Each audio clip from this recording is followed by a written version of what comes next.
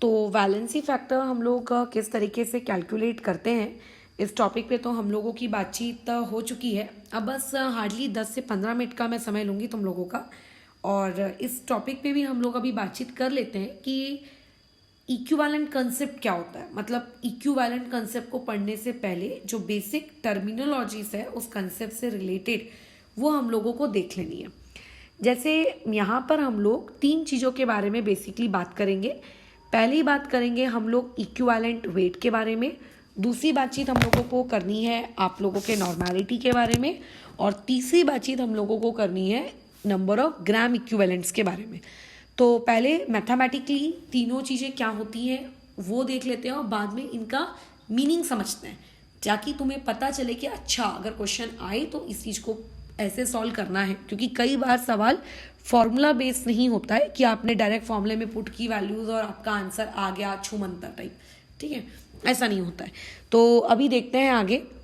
देखो, सबसे पहली चीज़ आप लोगों ने नॉर्मेलिटी इससे पहले भी पढ़ी हुई है। नॉर्मेलिटी को तो तुम जानते ही हो, आप लोगों ने मोल कंसेप्ट में इस बारे में सुना होगा, बट उस वक्त मैंने इस चीज़ को समझाया नहीं था, राइट। मैंने उसको से बता दिया था कि अच्छा इसको याद करके रखो, इसको हम लोग पढ़ेंगे रेडॉक्स में। तो ये वही चीज़ है जो हम लोग रेडॉक्स में पढ़ रहे हैं। क्यों मैंने इसको रेडॉक्स में पढ़ने के लिए कहा था? रीज़न इसका सिंपली ये है कि जो नॉर्मेलिटी का फॉर्मूला, मैं मैथमेटिकली पार्ट की बात कर रही हूँ, जो फॉर्मूला होता है वो क्या होता है, नंबर ऑफ ग्राम इक्विवेलेंट्स, ठीक है। ये यानी कि हम लोग जब मोलैरिटी पढ़ते हैं तो मोलैरिटी में हम लोगों का फॉर्मूला क्या होता है, नंबर ऑफ मोल्स, और यहाँ पे फॉर्मूला क्या होता है, नंबर ऑफ ग्राम इक्विवेलेंट्स। तो अब हमें नंबर ऑफ ग्राम इक्विवेलेंट्स तो आते ही नहीं है, तो अब ये कैसे?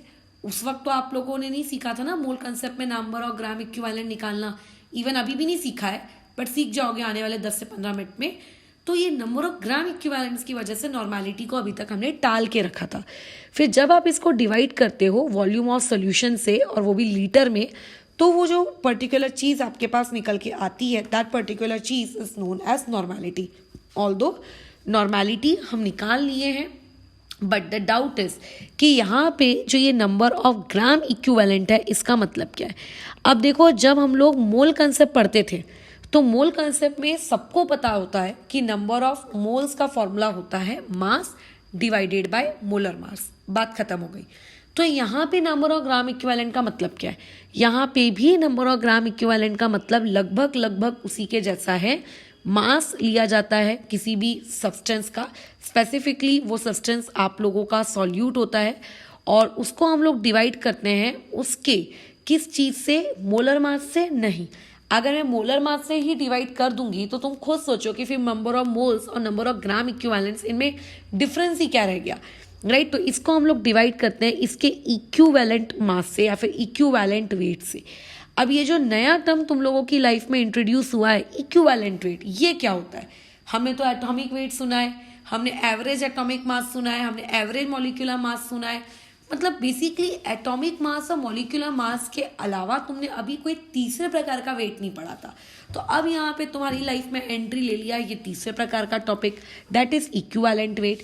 तो अब ये इक्विवेलेंट वेट नामक भला क्या होती है? So equivalent weight is nothing but equivalent weight is आपका जो गिवन सब्सटेंस है, चाहे वो एसिड हो, बेस हो, कोई आयोनिक कंपाउंड हो, कोई पर्टिकुलर एटम हो, या फिर एक बहुत ही कॉम्प्लेक्स सा मॉलिक्यूल हो, किसी भी चीज़ का इक्विवेलेंट वेट होता है उसका molecular weight divided by valency factor. अब वैलेंसी फैक्टर निकालना तो तुम सीख ही चुके हो, उसमें तो मुझे नहीं लगता कि कोई गड़बड़ है, ये तो पार्ट तुम्हारे आता है। तो बस ये चीज़ तुम लोगों को आती है, ये हम लोग सीख चुके हैं, ठीक है, वी नो। और मॉलिक्यूलर वेट तो यार बच्चे को पता है, बचपन में सीखते थे मॉलिक्यूलर वेट निकालना। H2SO4 का मॉलिक्यूलर वेट 2 + 32 + 64 याद आया, 98 आंसर आया। तो इस तरीके से जब भी आप एक मॉलिक्यूलर वेट को वैलेंसी फैक्टर से डिवाइड करते हो तो जो आंसर आता है that is known as equivalent weight. और फिर जब आप उस इक्विवेलेंट वेट को मास से डिवाइड करते हो तो जो आंसर आता है that is number of gram equivalent. और जब आप उस नंबर ऑफ ग्राम इक्विवेलेंट को यहाँ पुट करते हो तब आपको जो आंसर मिलता है दैट वाज आप लोगों का नॉर्मेलिटी। अब हमने जो मोल कंसेप्ट पढ़ा ये क्या है, ये एक तरीके से रेडॉक्स रिएक्शंस का मतलब मोल कंसेप्ट 2 ही होता है। तो लेकिन जब हम लोग मोल कंसेप्ट पढ़ रहे थे, ठीक है, बट अब मैं मोल कंसेप्ट की अगर बात करूँ तो नॉर्मेलिटी की जगह वहाँ पे हम लोग क्या पढ़ते हैं, मोलैरिटी। और वहाँ पे जब हम मोलैरिटी पढ़ते हैं तो हमको नंबर ऑफ ग्राम इक्विवेलेंट्स की नीड नहीं होती, वहाँ पे हम लोगों को नीड होती है मोल्स ऑफ सॉल्यूट की, जिसको हम डिवाइड करते हैं वॉल्यूम ऑफ सोल्यूशन से इन लीटर। यानी कि नंबर ऑफ ग्राम इक्विवेलेंट्स वहाँ नहीं होते, वहाँ मोल्स होते हैं। फिर मोल्स का अगर कोई तुमसे फॉर्मूला पूछेगा कि मोल्स किस तरीके से आप कैलकुलेट करते हो, तो वैसे तो हमने वहाँ पे पूरा एक लेक्चर समर्पित किया था कि मोल्स को किस तरीके से डिफाइन किया गया है। बट राइट नाउ अगर मैं मोल्स की बात करूँ तो मोल्स क्या होता है, मास बाय आपका मोलर मास, अगर मॉलिक्यूल के बारे में बात हो रही है तो, और अगर एटम के बारे में बात हो रही है then it would be atomic mass. बस खत्म, ये कहानी होती है आपके मोलैरिटी की। लेकिन मोल कंसेप्ट जो आप पढ़ते हो ना, उसमें एक ड्रॉबैक होता है। ड्रॉबैक ये होता है कि मोल कंसेप्ट में आपको बार बार रिएक्शन को कैसा करना है, बैलेंस करना पड़ता है। बिना बैलेंस किए आप ये कंसेप्ट लगा ही नहीं सकते मोल कंसेप्ट का। और अभी आप जो ये नया कंसेप्ट पढ़ रहे हो, नंबर ऑफ ग्राम इक्विवेलेंट्स, इस नंबर ऑफ ग्राम इक्विवेलेंट का एक सबसे बड़ा एडवांटेज ये होता है, this concept don't need balancing. इस कंसेप्ट को बैलेंसिंग की नीड नहीं होती, बिना बैलेंसिंग किए भी आप इस चीज़ को अप्लाई कर सकते हो। ये एक तरीके से आप समझो ये वही हो गया। तुम्हें याद है हमें POAC करके एक टॉपिक पढ़ा था, प्रिंसिपल ऑफ एटम कंजर्वेशन, अगर तुम्हें याद आ रहा होगा थोड़ा सा भी तो वो जो आप लोगों ने टॉपिक पढ़े थे उस टॉपिक के जैसा ही लगभग है, बट उससे तो काफ़ी अलग है। लेकिन यहाँ पे हमें मोल कंसेप्ट के जैसे बार बार बैलेंसिंग करने की नीड नहीं होती, बिना बैलेंसिंग के भी हम लोगों का काम चल जाता है। इसीलिए आप लोगों के रेडॉक्स रिएक्शंस में हम लोगों को ये वाली चीज़ कैसी है, ज़्यादा अच्छी लगती है कि वो जो है हेक्टिक से स्टोक्योमेट्री कैलकुलेशंस होते हैं, मतलब आपको मोल एनालिसिस लगाने के लिए स्टोक्योमेट्री पता होनी चाहिए, बैलेंस रिएक्शन होनी चाहिए। ये सारी मुसीबतों से आपको छुटकारा दिलाता है इक्विवेलेंट कंसेप्ट। ये इक्विवेलेंट कंसेप्ट के लिए आपको बैलेंसिंग की नीड नहीं है। So therefore we are going to study equivalent concept. मतलब इक्विवेलेंट कंसेप्ट पढ़ क्यों रहे हो यार, ये पता होना चाहिए। तो इसीलिए पढ़ रहे हैं क्योंकि इसका एक बहुत बड़ा एडवांटेज है कि ये हम लोगों को स्टोक्योमेट्री जैसे झमेलों से क्या करता है, ये बचा देता है। बट द पॉइंट इज कि what do you mean by the term equivalent weight. तो अगर मैं मैथमेटिकली जाऊं, क्योंकि यूजुअली हम लोगों को न्यूमेरिकल सॉल्विंग के दौरान मैथमेटिकल चीज का ही काम पड़ता है, बट स्टिल हम लोग अभी थोड़ा सा फोकस कर लेते हैं इस टॉपिक पे कि अगर कोई तुमसे ये पूछता है कि भाई तुझे इक्विवेलेंट वेट, ये जो टॉपिक है, इस टॉपिक से तुझे समझता क्या है, तेरे को फील क्या आती है इक्विवेलेंट वेट से? क्या तुझे सिर्फ इतनी ही फील आती है कि जो भी तेरे पास मॉलिक्यूलर वेट या फिर जो भी तुम्हारा एटॉमिक वेट है, अगर मॉलिक्यूल के बारे में बात कर रहे हो तो मॉलिक्यूलर वेट, एटम के बारे में बात कर रहे हो तो एटॉमिक वेट, उसको सिंपल टू वैलेंसी फैक्टर से डिवाइड कर दे, क्या तेरे को सिर्फ इतना ही पता है? तो नहीं, ये तो एक फॉर्मूला हो गया यार, that how you are going to calculate that equivalent weight for each and every type of molecule or the each and every type of reactant which is involved in the reaction. But basically if somebody will ask you what is meant by equivalent weight, then what will be your answer? तो actual में equivalent weight को calculate करने के लिए हम क्या लेते हैं, कुछ चीज़ों को रेफरेंस लेते हैं। हम क्या करते हैं, कुछ चीज़ों को रेफरेंस लेते हैं। जैसे तुम्हें याद होगा कि जब इनिशियली एटॉमिक मास को, AMU को डिफाइन करने का कंसेप्ट चल रहा था, तो पहले रेफरेंस लिया गया था हाइड्रोजन को, फिर रेफरेंस लिया गया कार्बन मतलब क्लोरीन को, फिर ऑक्सीजन को, एंड फाइनली हम लोगों ने अपनी बातचीत सेटल की कि रेफरेंस हमारा C12 रहेगा। तो सिमिलरली अभी जैसे मुझे इक्विवेलेंट वेट इस पर्टिकुलर टॉपिक को समझाना है किसी को कि यार इक्विवेलेंट वेट क्या होता है, तो पहला एक पॉइंट फॉर्मूला, ये तो एक बेसिक नेसेसिटी है जो हर इंसान को, हर बंदे को याद होनी चाहिए।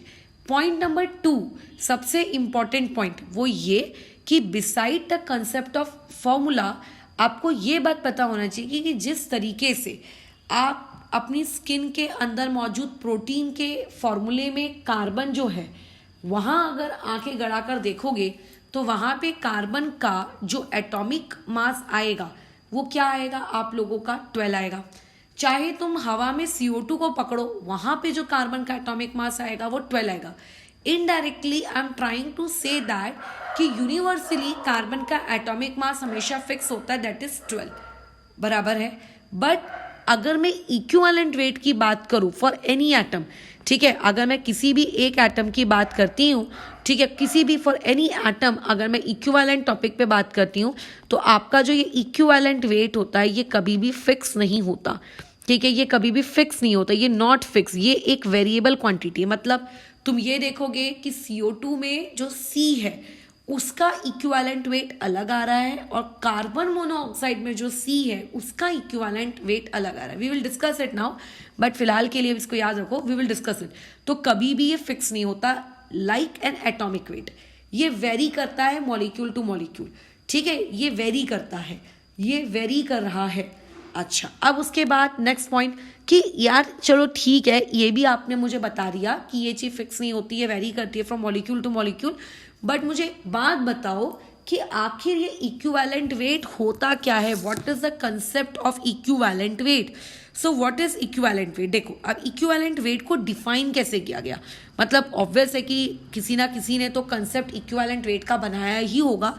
हम लोग उतने डिटेल में इस कंसेप्ट के नहीं घुसेंगे बिकॉज हम लोगों को रिक्वायरमेंट नहीं है उसकी, बट स्टिल अगर तुम्हें इक्विवेलेंट वेट के बारे में जानना है कि इक्विवेलेंट वेट क्या होता है, तो इक्विवेलेंट वेट का मतलब होता है कि यदि आपके पास 1 ग्राम हाइड्रोजन एटम होता, क्या कह रही हूं मैं, पॉइंट ध्यान से सुनना, कि अगर आपके पास 1 ग्राम हाइड्रोजन एटम होता या फिर अगर आपके पास 8 ग्राम ऑक्सीजन होता, ठीक है, यदि आपके पास 35.5 ग्राम क्लोरीन होता, ठीक है, अच्छा, और या फिर आपके पास 108 ग्राम सिल्वर होता, तो इतने लोग, मतलब ज़रूरी नहीं है सबके साथ, इनमें से किसी एक के साथ कोई एक पर्टिकुलर एलिमेंट रिएक्ट कर रहा है, ठीक है, एक पर्टिकुलर एलिमेंट है X, वो हाइड्रोजन के साथ रिएक्ट कर रहा है और एक कंपाउंड बना रहा है, वो ऑक्सीजन के साथ रिएक्ट कर रहा है, एक कंपाउंड बना रहा है, वो क्लोरीन के साथ रिएक्ट कर रहा है, एक कंपाउंड बना रहा है। तो वो पर्टिकुलर एलिमेंट X यदि हाइड्रोजन के साथ रिएक्ट करे, 1 ग्राम हाइड्रोजन के साथ रिएक्ट करने के लिए कितना ग्राम आपने उस X का यूज किया है, ठीक है, द अमाउंट ऑफ सब्सटेंस, या फिर ऐसा लिखो कि लेट आपके पास एक कोई एलिमेंट है, लेट से आपके पास एक एलिमेंट है जिसका वेट आपके पास x ग्राम है, तो आपका वो x ग्राम एलिमेंट, आपके पास उसका टोटल वेट, आपके पास उसका टोटल वेट कितना है, x ग्राम है। अगर मैं तुमसे ये पूछूंगी कि x ग्राम को 1 ग्राम हाइड्रोजन के साथ रिएक्ट कराओ, तो वो ये नहीं कह रहा है, वो ये कह रहा है आउट ऑफ दैट x ग्राम, उस टोटल वेट में से कितना, how much gram is reacting with 1 gram of hydrogen atom, how much is reacting with, how much is reacting with, how much is reacting with all these 4, इन चारों में से किसी एक के साथ भी रिएक्ट करने के लिए उस x ग्राम का कितना हिस्सा आपने यूटिलाइज किया, that concept is known as आप लोगों का इक्विवेलेंट वेट या फिर इक्विवेलेंट मास, वो कंसेप्ट कहलाता है इक्विवेलेंट मास। इसको मैं एग्जाम्पल लेके समझाती हूँ, तब ज़्यादा बेटर तरीके से समझेगा, वैसे समझ में नहीं आएगा। For example you have a molecule known as CH4, इसमें साफ साफ दिख रहा है कि आपके पास 1 कार्बन का एटम है, ठीक है, और आपके पास दूसरी तरफ कितने, 4 हाइड्रोजन के एटम्स हैं। तो अगर मैं ये कहूँ कि 1 कार्बन का atom is reacting with the 4 hydrogen atoms, okay. अगर मैं मोल्स के टर्म्स में बात करूँ तो 1 कार्बन का atom equal to how many gram, यानी कि 12 ग्राम कार्बन है आपके पास, इनडायरेक्टली 1 कार्बन एटम मतलब 12 ग्राम कार्बन, और 4 हाइड्रोजन एटम मतलब आपके पास 4 ग्राम क्या है, हाइड्रोजन के एटम्स हैं। अब आपके पास जब 12 ग्राम कार्बन आपके कितने ग्राम हाइड्रोजन से रिएक्ट कर रहा है, 4 ग्राम हाइड्रोजन से रिएक्ट कर रहा है। तो यदि आपके पास हाइड्रोजन सिर्फ 1 ग्राम होता, तो क्या उस 1 ग्राम हाइड्रोजन से क्या 12 ग्राम कार्बन रिएक्ट करता क्या CH4 में? नहीं। जब 4 ग्राम हाइड्रोजन थे, सिंपल लॉजिक है, जब 4 हाइड्रोजन थे तो 1 कार्बन रिएक्ट किया, 1 कार्बन कंबाइन किया। अगर सिर्फ 1 हाइड्रोजन होता तो कार्बन का 1/4 हिस्सा कंबाइन होता। सिंपल लॉजिक है यार, राइट। तो वैसे ही अगर आपके पास 1 ग्राम अगर हाइड्रोजन एटम होता तो मुझे बताओ यहाँ से कितना ग्राम आपका कार्बन रिएक्ट कर रहा होता। So by doing a very very giant multiplication, cross multiplication और कैलकुलेशन, आपने बहुत बड़ी मिस्ट्री सॉल्व की और आपने बताया कि ओ द आंसर इज 3 ग्राम। यानी कि अगर 4 ग्राम हाइड्रोजन के साथ आपका 12 ग्राम कार्बन कंबाइन करता है तो 1 ग्राम हाइड्रोजन के साथ 3 ग्राम ऑफ कार्बन क्या करेगा, रिएक्ट करेगा। This 3 gram of carbon is known as आप लोगों का equivalent mass. So in case of CO2, in case of CH4, the equivalent mass of carbon is what? 3 gram. So basically equivalent mass is what? तो basically equivalent mass का मतलब होता है कि out of the total given mass, how much mass is going to react with 1 gram of hydrogen, 8 gram of oxygen, 35.5 gram of chlorine और 108 gram of silver। खत्म कहानी, that's all. ठीक है, ओके। तो अभी जैसे एग्जाम्पल के तौर पे हम लोग एक और ले लेते हैं, दैट इज CCl4। इसको कंसिडर कर लो। तो CCl4 में साफ साफ दिख रहा है कि आपके पास एक कार्बन का एटम है और आपके पास रेफरेंस वाले 4 क्लोरीन एटम्स हैं। एक कार्बन एटम यानी कि 12 ग्राम का होता है, 4 क्लोरीन एटम्स कितने के होंगे? 71 का डबल, यानी कि 142 ग्राम के क्लोरीन एटम्स आपके पास हैं। पर डेफिनेशन क्या कहती है? डेफिनेशन के लिए क्या हमें 1 ग्राम क्लोरीन चाहिए? क्या नहीं, हाइड्रोजन के लिए हमें 1 ग्राम चाहिए। हाइड्रोजन के लिए हमें 1 ग्राम क्लोरीन चाहिए, 1 ग्राम हाइड्रोजन चाहिए होता है। बट क्लोरीन के लिए क्या चाहिए होता है कि अगर आपके पास 35.5 ग्राम क्लोरीन से कितना पार्ट रिएक्ट कर रहा होगा कार्बन का, तो अगर मेरे पास क्लोरीन 35.5 ग्राम है तो मेरे पास बताओ कार्बन कितने ग्राम रहा होगा। So after doing again that giant calculation, तुमने एक बहुत बड़ी रिसर्च की और उस रिसर्च से तुमने ये पाया कि 3 ग्राम आपका कार्बन क्या कर रहा है, रिएक्ट कर रहा है। यानी कि CCl4 में कार्बन का इक्विवेलेंट वेट कितना है? 3 ग्राम। इट मीन्स 3 ग्राम का कार्बन जरूर 35.5 ग्राम के क्लोरीन के साथ क्या कर रहा होगा, रिएक्ट कर रहा होगा। अच्छा, एक और एग्जांपल लेते हैं, लेट अस से कार्बन मोनोऑक्साइड। तो कार्बन मोनोऑक्साइड में एक कार्बन है और एक ऑक्सीजन है। ठीक है, एक कार्बन यानी कि 12 ग्राम और एक ऑक्सीजन यानी कि कितना ग्राम? 16 ग्राम। ओके, अभी खुद बताओ कि हमने ऑक्सीजन के लिए रेफरेंस क्या रखा है? ऑक्सीजन के लिए मैंने नहीं, मेरे पूर्वजों ने रेफरेंस रखा है 8 ग्राम। ठीक है, तो अब मुझे बताइए कि अगर 12 ग्राम कार्बन 16 ग्राम ऑक्सीजन से रिएक्ट कर रहा है, तो अगर ऑक्सीजन मेरे पास 8 ग्राम हो तो ऐसे केस में मेरा कितना कार्बन रिएक्ट कर रहा होगा? तो ऐसे केस में मेरा कार्बन रिएक्ट कर रहा होगा 6 gram. So this 6 gram is the equivalent weight of that carbon. क्या यहां से ये चीज दिखी कि कार्बन का इक्विवेलेंट वेट कितना आया? बस इसी कंसेप्ट को हम लोग कहते हैं इक्विवेलेंट वेट। सो बेसिकली अगर तुम्हें मैथमेटिकली डिफाइन करना हो इक्विवेलेंट वेट का, तो आप सिंपल बोलोगे भाई जिस भी चीज का तुझे इक्विवेलेंट वेट निकालना है उसका तू मोलर मास या एटॉमिक मास लिख ले और डिवाइड कर दे उसको कितने से, वैलेंसी फैक्टर से, तेरे पास तेरा इक्विवेलेंट वेट आ जाएगा। बट अगर तुम्हें सही में साइंटिफिकली अगर उसको डिफाइन करना है तो साइंटिफिकली इक्विवेलेंट वेट को कैसे डिफाइन किया जाता है कि आपके पास जितना भी ग्राम का एलिमेंट है वो ग्राम का एलिमेंट, x ग्राम एलिमेंट 1 ग्राम हाइड्रोजन के साथ कितना रिएक्ट करेगा, वो आपका 8 ग्राम ऑक्सीजन के साथ कितना रिएक्ट करेगा, 108 ग्राम सिल्वर के साथ कितना रिएक्ट करेगा और 35.5 ग्राम क्लोरीन के साथ कितना रिएक्ट करेगा। और जितना भी उसका वो ग्राम रिएक्ट करेगा that part is known as, that weight is known as आप लोगों का इक्विवेलेंट वेट। बस खत्म, यही इक्विवेलेंट वेट को लेके कहानी थी। बाकी रेस्ट उसका फॉर्मूला क्या होता है ये तो मैं ऑलरेडी बता चुकी हूँ। ठीक है, आगे एक न्यूमेरिकल भी हम देख लेंगे, बट अभी फिलहाल हम नेक्स्ट टॉपिक में मूव करते हैं। इक्विवेलेंट मास या इक्विवेलेंट वेट, इसके बाद में जो एक गले की हड्डी हम लोगों की रहती है, दैट गले की हड्डी is number of gram equivalent. ये टॉपिक भी हम लोगों को समझ में नहीं आता है, नंबर ऑफ ग्राम इक्विवेलेंट। देखो यूजुअली हम लोगों का दिमाग कैसा चलता है कि gram is a unit of weight, right. But यहाँ पे नंबर ऑफ ग्राम इक्विवेलेंट पे जो वर्ड यूज किया गया है ये आप लोगों की यूनिट नहीं है, ये यूनिट नहीं है, इस पॉइंट पे ध्यान रखना, ये यूनिट नहीं है। अच्छा, तुम्हें याद होगा जब हम लोग मोल कंसेप्ट पढ़ रहे थे तो मैंने तुम्हें क्या बताया था, कई बार क्वेश्चन में मॉडर्न टर्म्स में आपको इस तरीके की टर्मिनोलॉजीज देखने को मिलती है, like gram atom, gram molecule, gram ion, right. तो gram atom, gram molecule, gram ion, gram electron, gram proton, these are all basically moles. तो वैसे ही यहाँ पे ये सिर्फ ग्राम वर्ड एक फैंसी है और कुछ नहीं है, फैंसी लेटर है, यहाँ पे ये यूनिट नहीं है। अच्छा, अब पहले अगर मैं मैथमेटिकली बात करूं तो नंबर ऑफ ग्राम इक्विवेलेंट्स को निकालने का बहुत ही सिंपल, सोबर और प्यारा सा फॉर्मूला है। वो फॉर्मूला क्या है कि आपके पास जिस भी चीज का आपको ग्राम इक्विवेलेंट निकालना है, उस चीज का आप मास, वैसे तो जनरली वो सॉल्यूट ही होता है, उस चीज का आप मास ले लो। मास लेने के बाद, अच्छा, मास ग्राम में होना चाहिए, डिवाइड कर दो उसको किस चीज से, आपके इक्विवेलेंट वेट से। और जब आप उसको इक्विवेलेंट वेट से डिवाइड करोगे तो जो यूनिट मिलेगी that is number of gram equivalent. याद रखना, नंबर ऑफ मोल्स में सिर्फ इतना फर्क आता था कि डिवाइड मॉलिक्यूलर वेट से करते थे, और यहां इस बार किससे डिवाइड करेंगे, इक्विवेलेंट वेट से। तो मैथमेटिकली ये हो गया नंबर ऑफ ग्राम इक्विवेलेंट्स को कैलकुलेट करने का तरीका।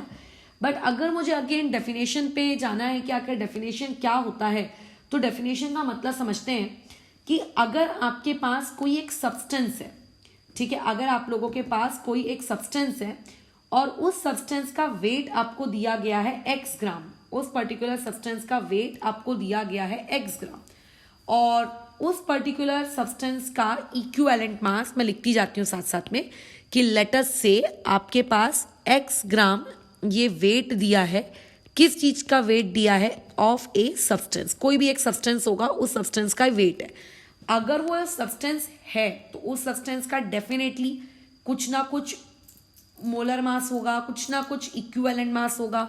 सो मान के चलते हैं कि उस सब्सटेंस का इक्विवेलेंट मास आपको दिया हुआ है, let it be equivalent mass उस पर्टिकुलर सब्सटेंस का आपको दिया हुआ है।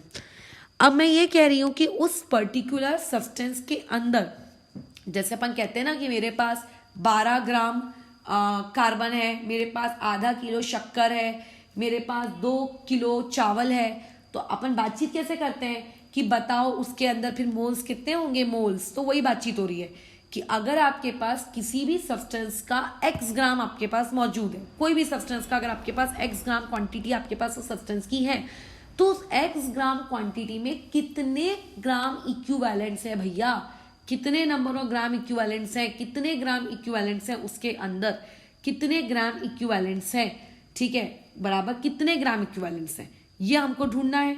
तो मैं ऐसा मान के चलती हूं कि आपके पास जो x ग्राम का सब्सटेंस है, ये आपके पास जो x ग्राम का सब्सटेंस है, इसको हम लोग डिफाइन इस तरीके से कर देते हैं कि आपके पास अगर कोई भी सब्सटेंस दिया गया है, फॉर ए सब्सटेंस, ठीक है, आपके पास जो x ग्राम होगा, उस x ग्राम के पास क्या कंटेन है, 1 ग्राम इक्विवेलेंट कंटेन है, ठीक है, उस पर्टिकुलर सब्सटेंस के पास 1 ग्राम इक्विवेलेंट ऑलरेडी है, ठीक है, उस पर्टिकुलर सब्सटेंस का। अब मैं कहती हूँ ना 1 मोल है मेरे पास, 1 मोल है, तो वैसे ही मेरे पास 1 gram equivalent of that substance मेरे पास है।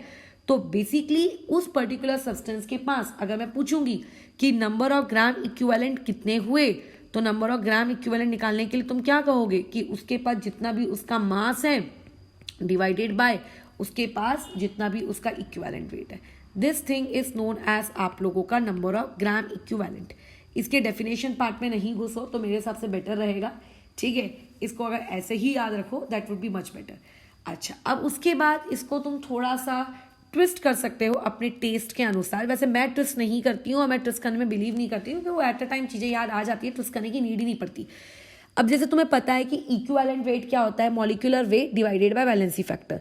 तो अगर मैं यहाँ पे थोड़ा सा चेंज कर दूँ, इसको मास बाय मोलर मास कर दूँ, डिवाइड बाय वैलेंसी फैक्टर कर दूँ, तो ये वैलेंसी फैक्टर सबसे ऊपर चला जाएगा मल्टीप्लिकेशन में, तो यहाँ पे आ जाएगा मास अपॉन में मोलर मास इनटू में क्या आ जाएगा, वैलेंसी फैक्टर।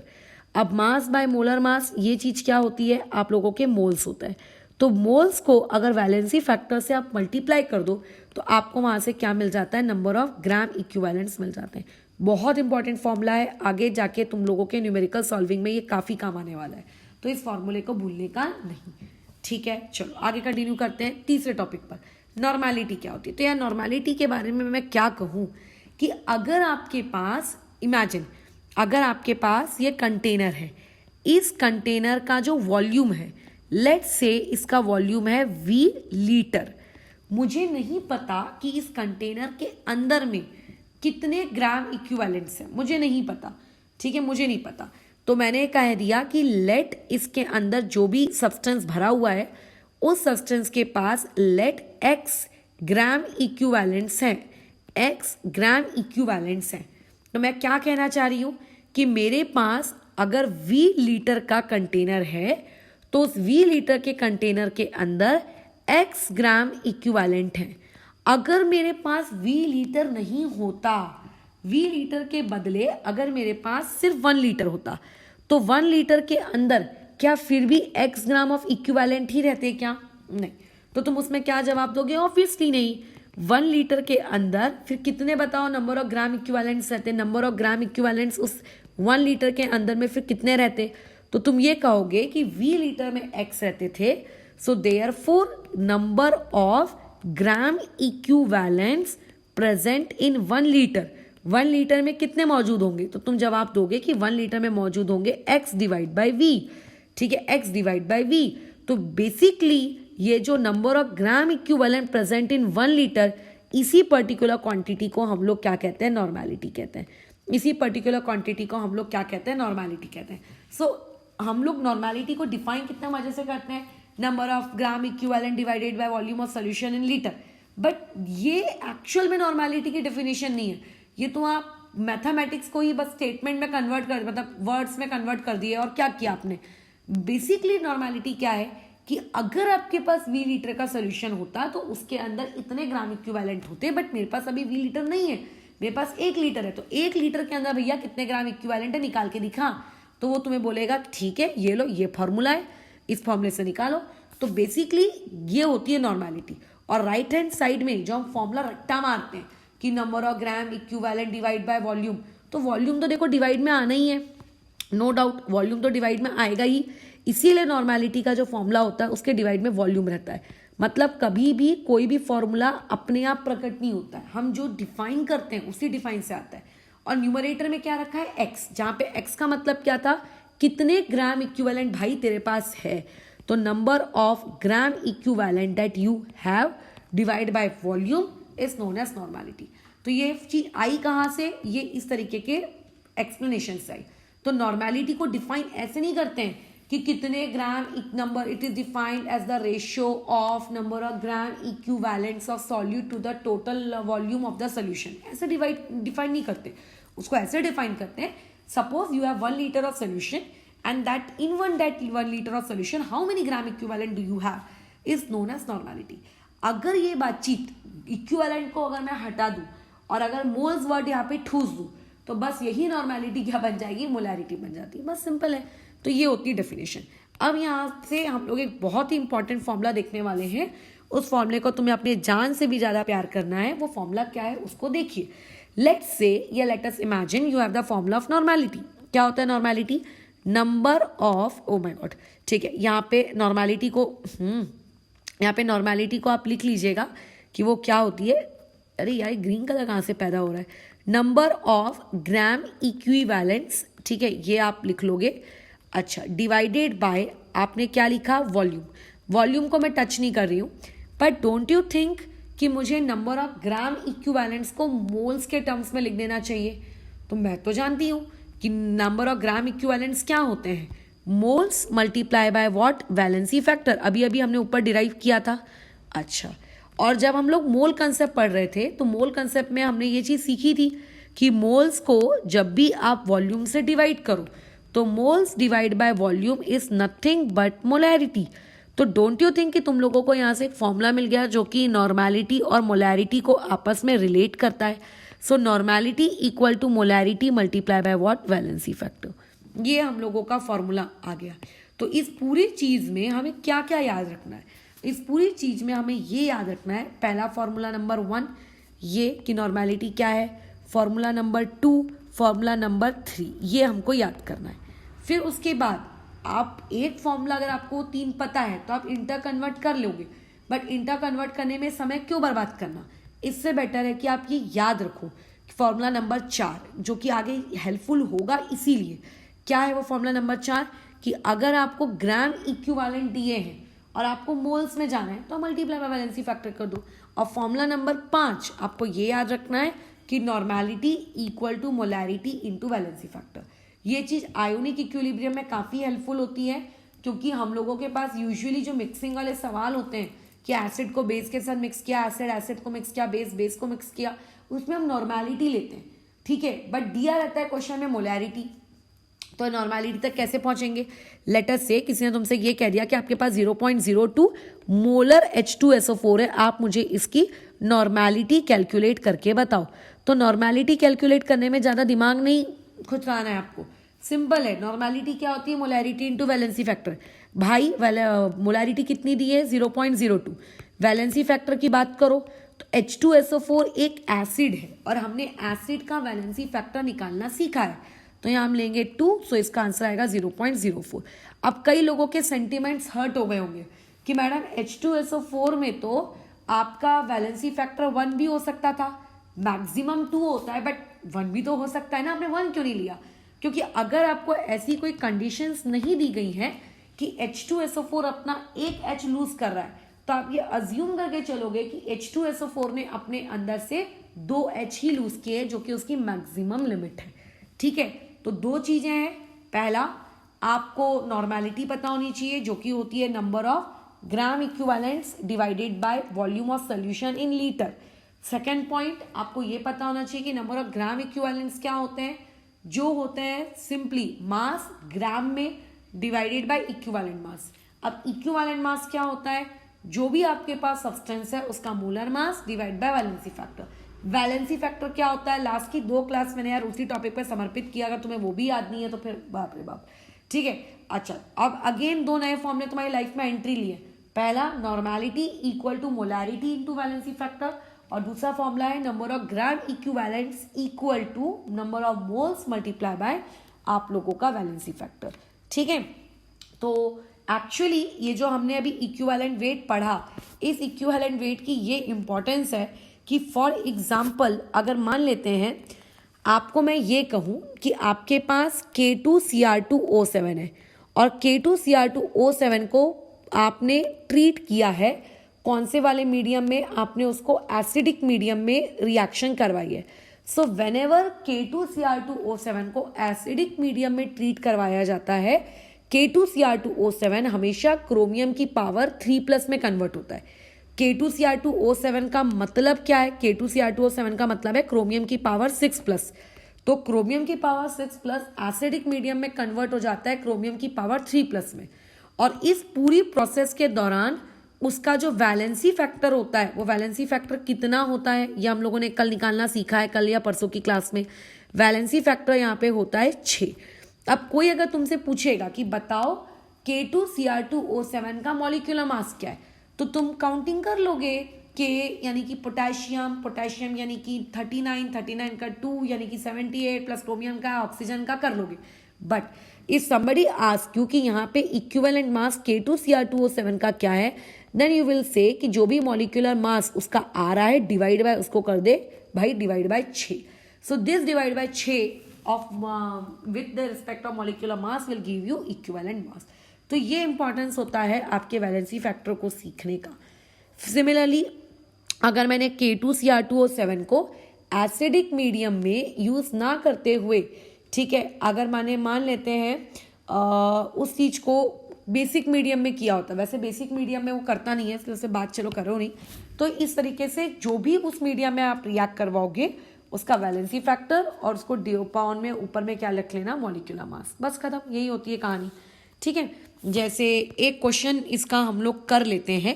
फॉर एग्जाम्पल आपको लिख के दिया गया है एक रिएक्शन है FeS एसिडिक मीडियम में हो रही है, Fe3 पॉजिटिव बना रहा है और साथ में SO2। यहाँ पे जो ये FeS है आप लोगों को इस रिएजेंट का क्या प्रिडिक्ट करना है, इक्विवेलेंट वेट प्रिडिक्ट करना है। तो सबसे पहले आप यहाँ पर क्या निकालो, ऑक्सीडेशन स्टेट निकालो, सॉरी वैलेंसी फैक्टर। अब वैलेंसी फैक्टर निकालने के लिए यार तुमको रूल्स पता होने चाहिए। अब अगर तुम्हें रूल्स नहीं पता है तो तुम मर जाओगे, ठीक है।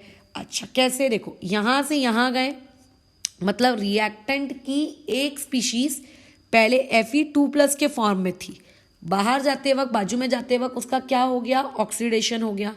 और उसी रिएक्टेंट की दूसरा एटम यहाँ से यहाँ गया, तो जब वो FeS के साथ था तो S की पावर कितनी थी, -2, और जब वो SO2 के साथ चला गया तो S की पावर कितनी हो गई, वो हो गई 4, यानी कि 4+।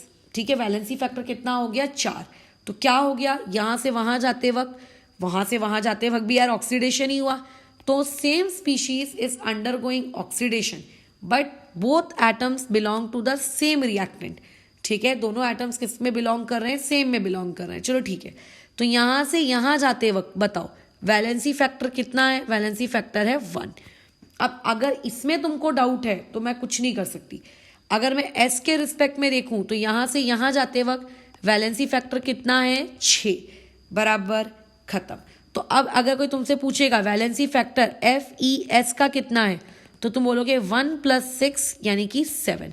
और अगर कोई तुमसे ये पूछेगा कि इक्विवेलेंट वेट FeS का कितना है, तो सिंपली आप उसको क्या बोलोगे, मॉलिक्यूलर वेट जितना भी आता है FeS का, आप उसको डिवाइड कर दो बाय 7।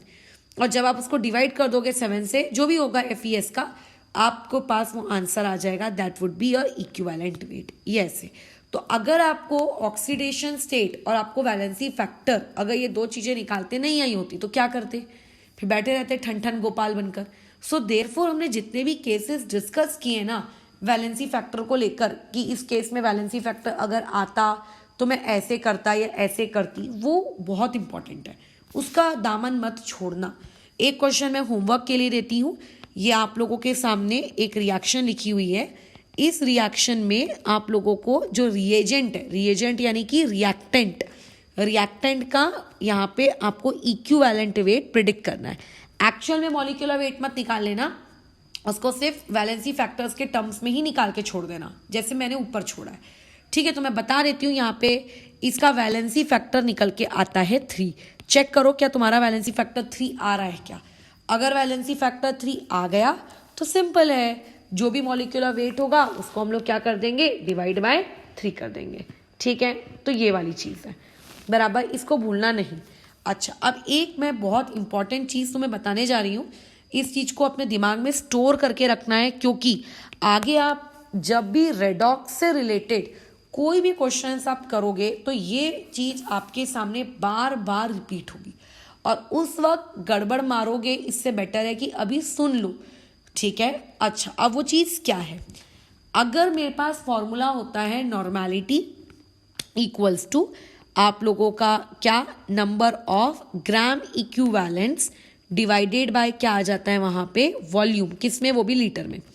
अगर मैं इस वॉल्यूम को यहाँ मल्टीप्लाई में ले जाऊँ, ठीक है, तो मेरे पास आ जाता है नंबर ऑफ ग्राम इक्विवेलेंट्स, ठीक है, इक्वल टू आप लोगों का नॉर्मेलिटी मल्टीप्लाई बाय वॉल्यूम। यही चीज़ आ जाएगी, normality multiply by volume in litre.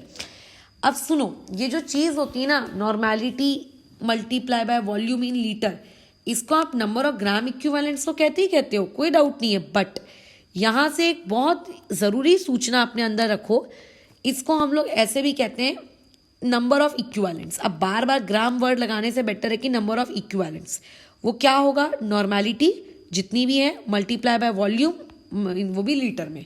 लेकिन अगर मान लेते हैं मेरे पास वॉल्यूम लीटर में ना होकर मेरा वॉल्यूम मानकर चलो मिलीलीटर में होता है, तो इन दैट केस जो नंबर ऑफ ग्राम इक्विवेलेंट्स होंगे या वो नंबर ऑफ इक्विवेलेंट्स नहीं कहलाते हैं, वो कहलाने लगते हैं आप लोगों के MEQ, जहाँ पे MEQ का मतलब होता है मिली इक्विवेलेंट्स।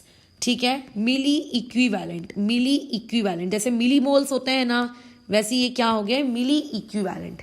तो आपको ये मिली इक्विवेलेंट का काम आगे बहुत जगह पड़ेगा, क्योंकि कई बार रिएक्शन करते वक्त हमको वॉल्यूम क्या दिया हुआ होता है, मिलीलीटर में दिया होता है, हम पंगले के समान उसको लीटर में कन्वर्ट करके फिर ग्राम इक्विवेलेंट निकालते हैं।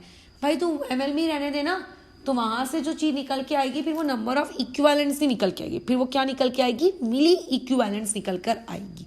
ठीक है, ये चीज़ तुम लोगों को याद रखनी है। ठीक है, तो अभी यहाँ पर हम लोगों ने हमारा जो प्रवचन है वो हमने कंप्लीट किया। अब हम लोगों को आगे जो नेक्स्ट टॉपिक पढ़ना है वो पढ़ना है लॉ ऑफ इक्विवेलेंस।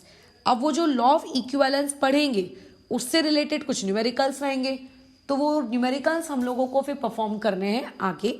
और आफ्टर परफॉर्मिंग दैट न्यूमेरिकल्स हम लोगों को फिर जो नेक्स्ट टॉपिक हम लोग देखेंगे दैट वुड बी टाइट्रेशंस, कि आप लोगों के पास टाइट्रेशंस क्या होते हैं, कितने प्रकार के होते हैं, टाइट्रेशंस वाले न्यूमेरिकल्स के साथ किस तरीके से डील करना है, ये हम लोगों का काम रहेगा।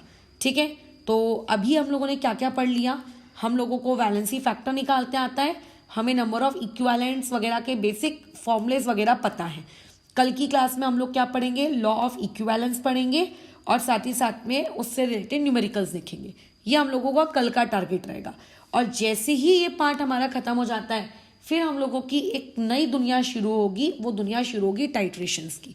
तो मैं एक्चुअली क्या करूँगी, चलो ठीक है रेडॉक्स में ही डाल देंगे उसके वीडियोस, बट टाइट्रेशन स्टार्ट करने से पहले जो आपके मिसलेनियस टॉपिक्स हैं, जैसे इस चैप्टर के अंदर कुछ मिसलेनियस टॉपिक्स आते हैं, जैसे हार्डनेस ऑफ वाटर। आप जो टॉपिक पढ़ते हो टेम्पररी वाटर, परमानेंट मतलब soft water, hard water, permanent hardness, temporary hardness, ये एक टॉपिक हम सीख लेंगे। फिर वॉल्यूम स्ट्रेंथ ऑफ H2O2, ये टॉपिक मुझे मोल कंसेप्ट में पढ़ाना था, मैंने वहाँ नहीं पढ़ाया, वो मुझे अभी यहाँ पढ़ाना है। मैंने ओलियम वाला टॉपिक मोल कंसेप्ट में नहीं पढ़ाया था, वो मुझे यहाँ पढ़ाना है, because I was waiting for redox. पहले ये मिसलेनियस कंसेप्ट हम पढ़ के फिनिश कर देंगे एंड आफ्टर दैट हम लोग पढ़ेंगे टाइप्स ऑफ रेडॉक्स रिएक्शंस। 4 दिन तो हमारे इसी में चले गए। कोशिश करेंगे कि वॉल्यूम ऑफ H2O2 और ओलियम एक ही दिन लें, क्योंकि दोनों बहुत ही शॉर्ट टॉपिक है। हाँ, अगर उसके न्यूमेरिकल्स में नहीं लेती हूँ तो, बट मैं कोशिश करूँगी न्यूमेरिकल्स को लूँ ज़्यादा से ज़्यादा, ताकि तुम्हें कंसेप्ट समझ में आए। और आफ्टर डेट इसलिए मान के चलो 4 दिन इसमें चले गए, तो 4 दिन अगर चले गए तो Thursday, Friday, Saturday, by Saturday हमारा रेडॉक्स 75% खत्म हो जाता है। मंडे से फिर हम लोगों के रेडॉक्स का एक नया अध्याय शुरू होगा, डेट वुड बी टाइट्रेशंस। ठीक है, टाइट्रेशंस कितने टाइप के, टाइट्रेशन से रिलेटेड बेसिक टर्मिनोलॉजीज और how to do the numericals of titrations, मतलब एक बहुत बड़ी थ्योरी क्लास रहेगी पहले तो टाइट्रेशंस की, कि क्या टाइट्रेशंस में कैसा क्या, कितने टाइप के, ये वो, और उसके बाद फिर numerical class. So by Tuesday और वेडनेसडे ऑनवर्ड्स मेरी तरफ से रेडॉक्स खत्म हो जाएगा। और जिस दिन रेडॉक्स मेरी तरफ से खत्म हो गया उसके नेक्स्ट डे से हम लोग फिर इस रेडॉक्स रिएक्शंस की कॉपी चेकिंग में मूव कर जाएंगे। ठीक है, हम लोगों को यानी कि तुमको इसके न्यूमेरिकल्स बना बना के तो मुझसे चेक करवाने हैं ना, मैं दूंगी कम से कम 60 से 70 न्यूमेरिकल्स, वो आपके न्यूमेरिकल वाले, उसको बनाना और एक एक करते जाना और एक एक चेक कराते जाना। ठीक है, ये हम लोगों का आगे का वर्किंग स्ट्रैटेजी रहेगा। फिर रेडॉक्स कंप्लीट होता जाएगा और साथ ही साथ में हम लोग हमारा जो चैप्टर है गैसियस स्टेट, इसके बाद वो स्टार्ट करेंगे। बहुत ही प्यारा और इंटरेस्टिंग टॉपिक है। सिंस तुमने थर्मोडायनेमिक्स बेसिक फिजिक्स में पढ़ रखी है तो मुझे उतनी तकलीफ नहीं होगी केटीजी पढ़ाने में, राइट। बहुत सारी चीज़ें तुम लोगों को आती हैं, but next topic would be our gaseous state. और गैसियस स्टेट खत्म होने के बाद 11th स्टैंडर्ड का फिजिकल केमिस्ट्री का कोई भी चैप्टर मेरी तरफ से पेंडिंग नहीं रहेगा। हाँ, एनसीईआरटी के अकॉर्डिंग मैं देखूँ तो थर्मोडायनेमिक्स रहता है, थर्मोडायनेमिक्स वो एनसीईआरटी और सॉलिड स्टेट और थर्मोडायनेमिक्स को 11th में ही ले लेती है, बट हम लोग उन दोनों टॉपिक्स को 12th में कवर करेंगे। उसके बिहाफ में हम सरफेस केमिस्ट्री करके एक चैप्टर है जो एनसीईआरटी में 12th स्टैंडर्ड में आई थिंक, उस वाले टॉपिक को हम लोग गैसियस स्टेट के बाद कवर करेंगे। ठीक है, सरफेस केमिस्ट्री, क्योंकि बहुत थ्योरी वाला पेपर है वो काफ़ी, और उसमें न्यूमेरिकल पार्ट बहुत ही कम है, तो जितना उसको पहले से पढ़ के रखोगे उतना बेटर रहेगा रिविजन के लिए। ठीक है, तो अभी ये मार्च महीने का हमारा एटलीस्ट फिजिकल का इतना टारगेट है कि आपको रेडॉक्स कंप्लीट करना है पूरा, आपको गैसियस स्टेट कंप्लीट करना है, और आपको सरफेस केमिस्ट्री, ये फिजिकल की केमिस्ट्री की क्लास का। और अगर लेट से ये सारे टॉपिक्स खत्म होते होते आपका मार्च बच जाता है तो फिर हम जो नया टॉपिक स्टार्ट करेंगे वो फिजिकल केमिस्ट्री का नहीं करेंगे, वो इनऑर्गेनिक का करेंगे।